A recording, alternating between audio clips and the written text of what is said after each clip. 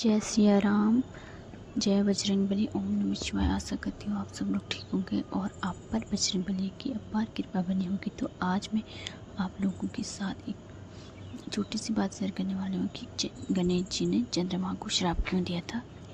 ये प्रसंग हमें ये सिखाता है कि अहंकार और उपहास का अंत हमेशा ही बहुत ही दुखदायक होता है। आइए गणेश जी की दो कथाओं का वाचन करते हैं। सबसे पहले है गणेश जी का गिरना और उनका श्राप। गणेश जी और चंद्रमा की कहानी के अनुसार जब उनका पेट के वाहन मूषक की संतुलन बिगड़ने के कारण फट गया था और मिठाइयाँ बिखर गई, तब चंद्रमा ने गणेश जी का मजाक उड़ाया और इस पर गणेश जी को क्रोध आया और उन्होंने चंद्रमा को श्राप दिया। आज से जो भी गणेश चतुर्थी पर चंद्रमा को देखेगा उस पर झूठे आरोप लगेंगे और इस श्राप की वजह से ही गणेश चतुर्थी के टाइम पर चंद्रमा को देखना मना किया जाता है, क्योंकि उन पर भी कलंक लग सकता है। दूसरी कहानी के अनुसार एक बार गणेश जी अपने वाहन मूषक पर सवार होकर के कैलाश की ओर लौट रहे थे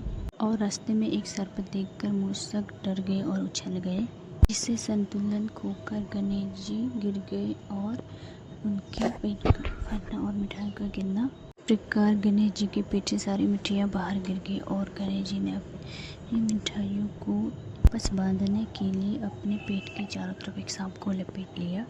चंद्रमा का उपहास। चंद्रमा ने आकाश से यह दृश्य देखा और हंसने लगे, उनके विचित्र रूप का मजाक उड़ाने लगे। तब गणेश जी का क्रोध और चंद्रमा का श्राप।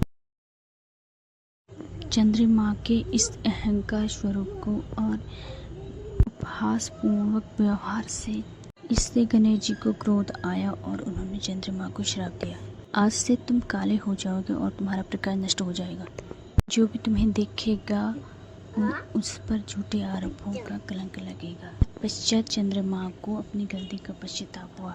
चंद्रमा को अपनी गलती का एहसास हुआ और उन्होंने गणेश जी से क्षमा याचना मांगी, परंतु गणेश जी ने कहा उनका श्राप पूरी तरह से समाप्त नहीं हो सकता है, परंतु अगर कोई व्यक्ति गणेश चतुर्थी के टाइम चांद को देखता है तो उस पर झूठे आरोप लगेंगे, उस व्यक्ति पर झूठे केस लगेंगे, चोरी का इल्जाम लगेगा और तभी से गणेश चतुर्थी के टाइम पे चंद्रमा को देखना वर्जित माना जाता है। भारतीय पौराणिक कथाओं का एक उत्कृष्ट कथाओं का प्रसंग है, जिसे अक्सर गणेश चतुर्थी एवं भारत भर में अनेक सांस्कृतिक आयोजनों के द्वारा सुनाया जाता है।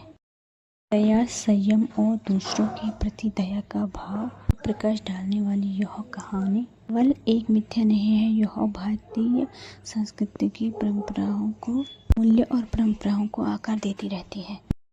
यह कहानी हमें यह सिखाती है कि हमें अहंकार नहीं करना चाहिए और दूसरों का उपहास नहीं करना चाहिए। किसी प्रकार के अभिमान या अहंकार से हमें बचना चाहिए और दूसरों की भावना का सम्मान करना चाहिए। गणपति बप्पा मोरया। ओम गण गणपते नमः। आइए अब दूसरी कथा का वाचन करते हैं। भोज और चंद्रमा का उपवास। भगवान गणेश जी एक बार अपने भक्त के यहाँ एक भोज में प्रस्तुत हुए। भक्त की भक्ति से प्रसन्न होकर गणपति जी ने वहाँ सारे भोज खाए, जिससे उनका पेट गोल गोल और उभरा हो गया। घर लौटते समय चंद्रमा ने गणेश जी को देखा और उनके ऊपर हंसने लगे। चंद्रमा से आघात होकर गणेश जी ने उन्हें श्राप दे दिया और कहा तुम आकाश से अदृश्य हो जाओगे, और जिससे वो अदृश्य हो गए और उनकी चमक भी कम हो गई, उनकी महत्ता भी कम हो गई महत्ता।